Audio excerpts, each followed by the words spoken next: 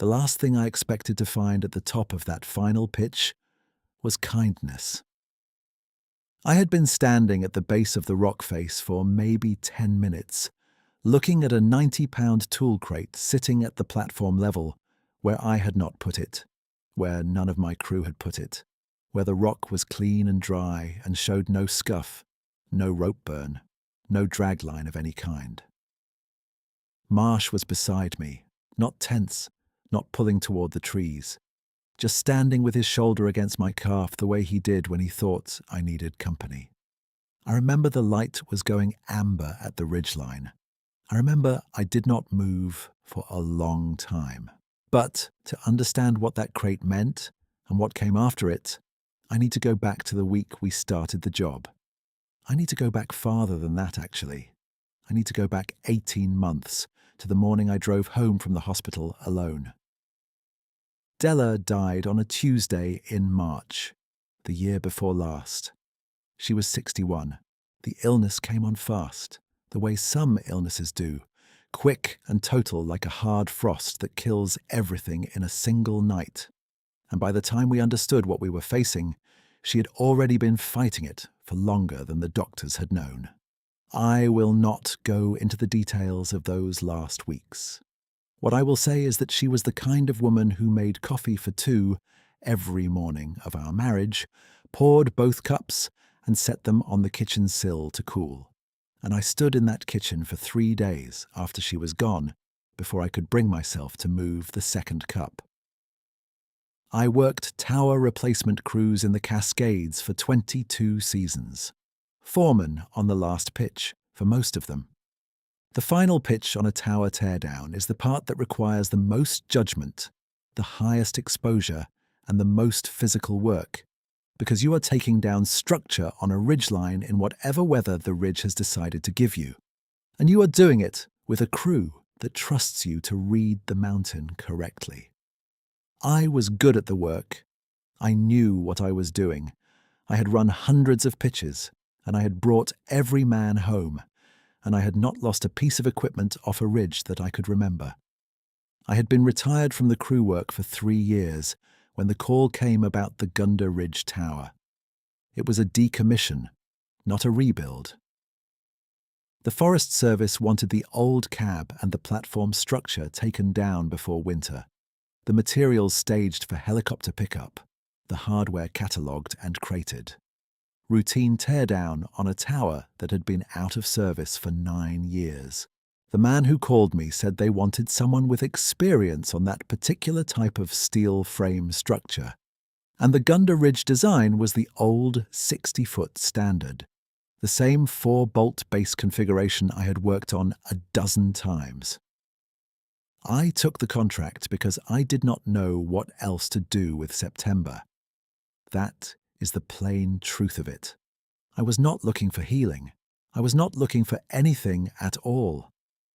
I was just a man who had spent 18 months sitting in a house that felt 3 sizes too large, driving into town at odd hours to avoid running into people who would look at me with that careful expression, and finding that the one place I had ever felt fully competent was the mountain, where the work was clear and the standards were specific and nobody expected you to explain how you felt about anything. Della would have understood that. She had always understood the way I used work the way other men used sleep. The crew was 4 men. Pete Sorrell, my tool carrier, had worked with me on the last 3 seasons before I retired, and he knew my habits well enough that we barely needed to talk during the carry. Owen Bryce and Nathan Falk were younger, mid-30s, competent enough, not soft. The 4th man was a Forest Service liaison named Garrett, who mostly stayed at the base camp and handled the paperwork and the staging manifest. Good crew, quiet in the right ways. I brought Marsh because I always brought Marsh. He is a brindle cattle dog, getting on in years. 1 ear torn from a fence encounter back when he was young and foolish. He had belonged to Della first, technically. She had picked him out of a litter from a neighbour's place when he was 8 weeks old, and he had transferred his loyalty to me the way dogs do when the person they first chose goes away. not dramatically, just a gradual closing of the distance between us until he was sleeping against my legs every night instead of against hers. I was grateful for that. I was grateful in a way I would not have known how to say out loud. We made base camp at the trailhead parking area the first Sunday of September, staged the gear, ran the manifest, and made the first carry to the tower base on Monday morning. The approach to Gunda Ridge was 4 miles on a good maintained trail, then a half-mile on a user path that went steep in the last quarter, and then the final pitch, which was 140 feet of broken rock and exposed route that required careful footing with a loaded pack. I had climbed worse. The crew managed it without complaint. The tower itself was in better shape than I had expected. 9 years of weather had done the usual work on the decking planks, and 2 of the railing posts were rotted through at the base. But the steel frame was solid and the anchor bolts had not moved. The cab was intact, windows filmed with 9 years of grime, the door swollen in its frame. I shouldered the door open on the first morning and stood there breathing the old smell of the place. That particular mix of pine pitch and old metal, and the faint chemical ghost of whatever fire weather they had been tracking when the last crew had locked it up. There was a desk inside, bolted to the wall, a map case, a stove mount with no stove. And on the map case, still sitting there from whoever had closed this station last, a single coffee mug. It was not Della's. It was a government-issue enamel thing, chipped at the rim, faded. But it hit me in the chest the way those things do when you are carrying a grief, and the world keeps showing you echoes of it. I stood there for a moment, and then I went back to work. The ritual started on the second evening. I'm not sure I would have called it a ritual at the time. What happened was this. On the second evening, after the crew had started back down for camp, I stayed behind to check the anchor bolt measurements against the tear-down spec, which was genuine work and not an excuse to stay. When I finished, I sat on the platform railing with my back against a corner post, and I looked out at the ridge while the light changed.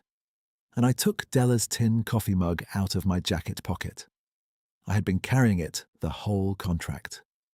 I had been carrying it since I left the house, packed at the bottom of my gear bag the way you pack something that has no practical use, but that you cannot leave behind. It was a blue and white speckled camp mug, the kind you can buy at any hardware store, but ours had a small dent on the left side from the time she had dropped it. Climbing out of the truck on a fire road we had taken a wrong turn on years ago, and she had laughed at the dent and said it gave the mug character, and after that, it had been hers specifically.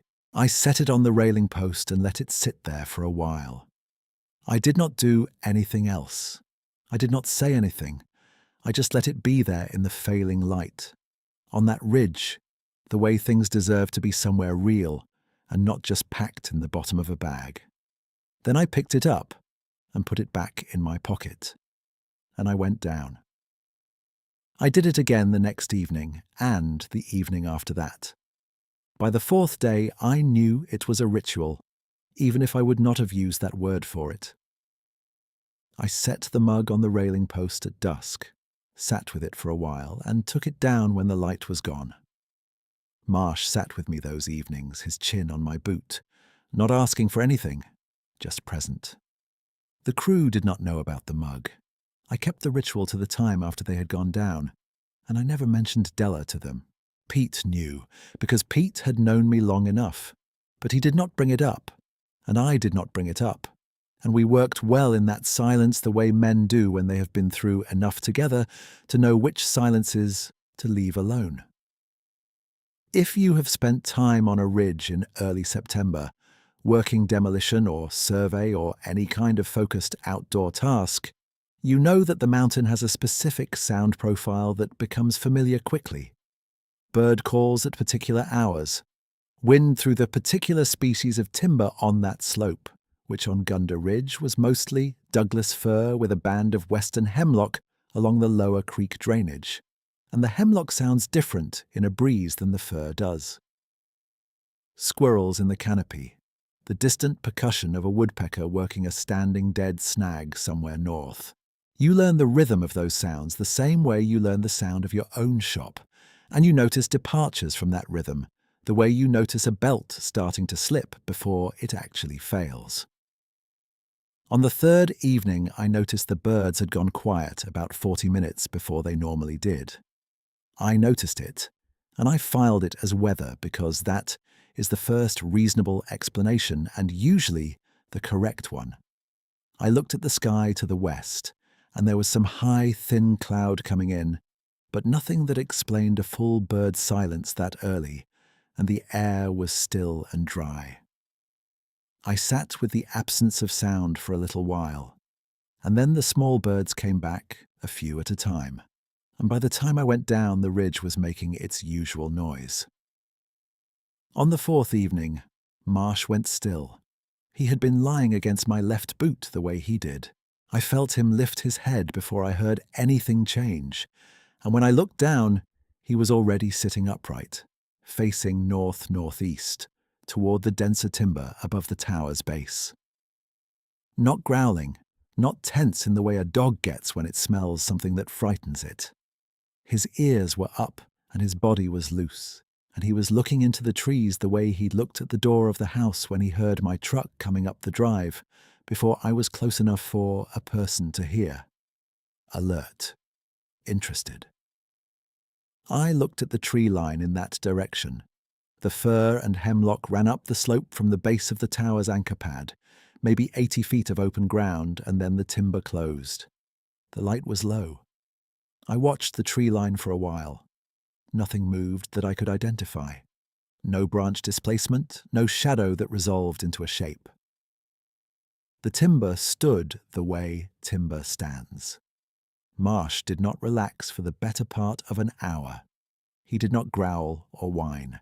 He just sat and watched, and when I finally picked up the mug and started down, he walked with me the way he always did, at my left heel, unhurried.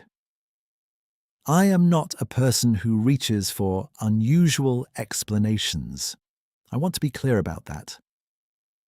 I spent 22 seasons in Cascade High Country, and I had encountered bear, elk, cougar, and once a wolverine at close range, and I knew how a dog behaved in the presence of each of those animals. What Marsh showed those evenings was not any of those behaviors. What it was, I could not say. I told myself it was probably a deer moving through in the timber, which is an explanation that almost holds if you do not think too hard about it. On the fifth morning, we found the first moved load. We had staged 2 equipment crates at the base of the final pitch the previous afternoon, meaning to carry them up in the morning. Pete and I had positioned them below the rock face, covered them with a tarp weighted at the corners, and gone down. Standard procedure. When we came back up the trail in the morning, the tarp was folded neatly to one side. One of the crates, the lighter one, the one with the rigging hardware, was still where we had left it. The other crate, the one holding the impact driver, the anchor bolt extraction kit, and 4 heavy spreader bars, was sitting at the top of the final pitch on the platform level. The heavy crate weighed approximately 90 pounds. I knew that weight precisely because Pete and I had loaded it ourselves, and I had verified it against the weight limit for the carry, which was 110 pounds per man per trip on that pitch. To carry that crate up the final pitch alone would have required a strong and careful person. To carry it with no rope drag and no boot scuff on the rock face was not something I knew how to account for, because the rock of that final pitch was light grey granite that held marks well, and Pete and I had put our own marks on it carrying loads all week. I walked the pitch twice, looking at the rock. I looked at the edge of the platform where the crate would have been set down. Nothing. My first working theory was that Pete had come back up early for some reason and carried it, and I asked him. He shook his head. I asked Owen and Nathan. Neither of them had been back up after we staged the crates. None of them would have had a reason to go back alone in the dark, and none of them looked like they were lying. I stood there for a moment, looking at the crate sitting perfectly on the platform level, square, handles oriented the way I would have oriented them for a right-handed person to pick up cleanly, and I did not have a third working theory that I was prepared to commit to. I said something about the younger crew probably moving it and forgetting they had done it, which was not a real explanation, but which was something to say. And we got to work. The sixth evening was the last evening before the crew signed off. We were on schedule, the cab structure was down to the skeleton, the crated materials were staged at the base for helicopter pickup, and Pete and Owen and Nathan were heading back to town in the morning. The contract specified that the foreman stayed one additional day for final inspection and closeout documentation, which was standard language, and I had not thought twice about it when I signed. I would be on the ridge alone for one more day. Alone, except for Marsh. The crew ate together that last evening at base camp, and Pete sat with me a while after the others had turned in. He did not say anything for a long time. Then he said, "You doing all right up there, Roy?" Not asking about the work. I knew that. I said I was doing fine. He nodded and looked at his coffee and nodded again. He said, "She would have liked this ridge." "She would have," I said. That was the whole of it. We did not need more than that. I was on the trail by 7 the next morning with Marsh at my heel, and my thermos in my pack, and the final inspection checklist on the clipboard I had been carrying all week. It was a clear September morning, the kind where the air has enough cold in it to make the light look sharp, and the fir timber held the dark longer than the open ridge did. I climbed the 4 miles and the half-mile steep, and then the final pitch without stopping, which I had not done in a while and which told me something about the elevation and something about the quality of the morning. The platform was quiet when I arrived. I walked the structure, checked the bolts I needed to check, made my measurements, noted the remaining hardware on the manifest. All of it took about 2 hours. Marsh explored the base of the tower and then settled on the platform boards in a strip of morning sun while I worked. Around mid-morning, I sat against the corner post with my thermos and looked out at the ridge. The cascades in September from that elevation are a thing I do not have enough language for, and I will not try to oversell them. What I will say is that Della had asked me to describe that view every time I came home from a season, and I had always done a poor job of it, and she had always laughed and said I should have been a painter instead of a foreman if I wanted to do it justice. And I'd always said I liked being a foreman better, and she had always said she knew that was true. I took the tin mug out of my pocket and set it on the railing post. Marsh looked at it the way he always did, briefly, and then put his chin back on his paws. I sat with it for a while in the mid-morning light, which was different from the dusk light I usually sat in. The sun was still rising, and the shadow of the cab frame made a clean line across the decking. I had a thermos of decent coffee and no particular reason to hurry through the remainder of the inspection, and I let myself sit in that for a moment without arguing with it. The silence changed at about 2 in the afternoon. I had finished my documentation and was rechecking the crate manifest at the base of the tower when Marsh went still a second time. This stillness was different in degree from the previous evenings, not in kind.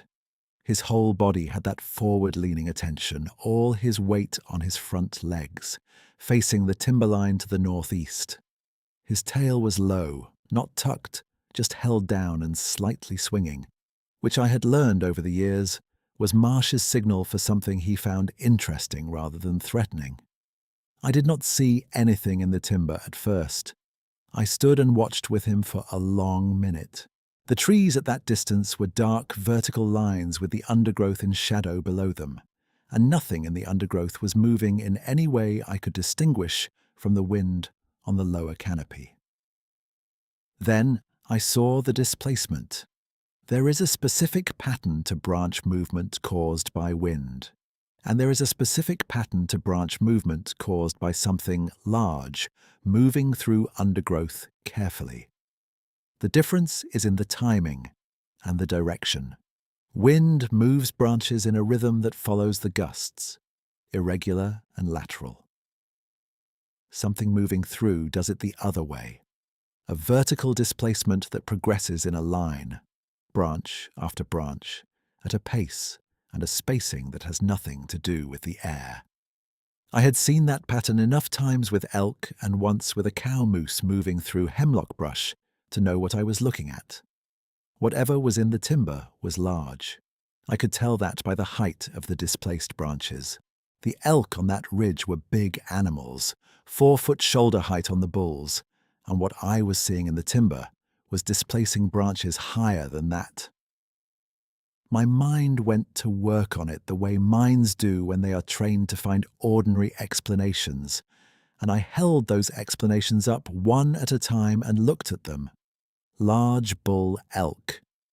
The branch height was wrong, and elk do not move that deliberately, that carefully, with that quality of intention. Bear. Black bear do not move that tall, and I had never seen a black bear moving that slowly through closed timber unless it was feeding. A problem with the light, a combination of shadow and angle that was making me misjudge the size. I considered this seriously and rejected it, because I had been looking at that timber all week and I knew the scale of it. I was still watching when the movement stopped at the edge of the clearing. Marsh had not moved. He was sitting upright with his ears forward and his tail doing that slow, low swing, and when I looked down at him, he glanced up at me briefly and then looked back at the tree line. That glance settled something in me that I had not known was unsettled. Nothing came out of the timber. Not then. The edge of the clearing stayed the edge of the clearing, the same dark line of fir and hemlock it had been all week. The displacement in the branches had stopped, and the timber was still. I went back to the platform to finish my closing notes, which was what I had to do and which gave my hands something to do while my mind kept working. I wrote down bolt talk readings that I had already recorded, checked them against the original, wrote them again. Marsh came up the last pitch behind me and settled in his sunny strip on the decking. The light started going amber at the ridgeline around 4:30, which is early for September, but not unusual on a west-facing Cascade Ridge, where the sun drops behind the higher country to the southwest. I had planned to head down by 5 to make the trailhead before full dark, and I was beginning to think about the order of operations for packing up when I remembered the mug. I had left it on the railing post from the morning. I had meant to take it down at midday when I took my break, and then I had gotten into the documentation and forgotten it. I walked to the railing post where I had set it. It was not there. I stood for a moment being sure about that. The railing post was a 4-inch square timber, and the mug was distinctive enough that I could not have been wrong about where I had put it. I had set it there myself, handle facing west, on that post, and not another one. The post was empty. My eyes went to the platform floor, thinking it had blown off, but the morning had been calm, and the afternoon had been calmer, and a mug does not blow off a post on a still day. I looked at the adjacent posts. I looked at the decking boards. Then I looked at the corner post. The corner post was the highest post on the platform, a structural timber that rose a full foot above the railing level, rounded at the top by years of weather. It was not a place you would set a mug down accidentally because you would have to reach up to do it. The tin mug was on the corner post, handle facing west, the same orientation I always gave it. Set upright, square on the flat of the post cap, as careful as something set down by someone who understood what it was and why it was there. I did not hear anything move. I want to say that plainly. I was standing no more than 10 feet from that corner post, and I did not hear a sound except the wind in the fir canopy below the ridge and Marsh shifting his weight on the decking behind me. But When I turned and looked at the tree line to the northeast, at the edge of the clearing where the timber started, something was standing there. I have tried many times to describe what I saw in a way that carries the truth of it, without going past what I actually know. What I know is this. It was large, much larger than a man, and differently proportioned. It stood at the tree line with the last amber light coming from the southwest, and that light caught the near side of it in a way that showed the texture of dark, thick fur and a width of shoulder that I could not account for in any category I owned. It was standing still. Its arms, which were long, much longer than a man's arms were, at its sides. It was not crouched, and it was not aggressive, and it was not watching me the way a predator watches something it is considering. It was standing the way a person stands when they are looking at something they wanted to look at before they leave. Its eyes, when the light caught them, were dark and deep-set and calm. We stood like that for what I estimated was 2 full minutes, but was probably less.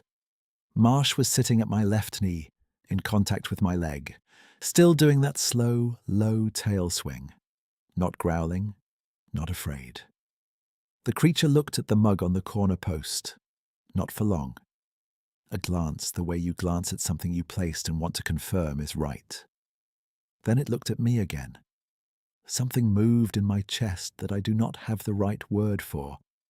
It was not fear, though fear had been part of the first seconds.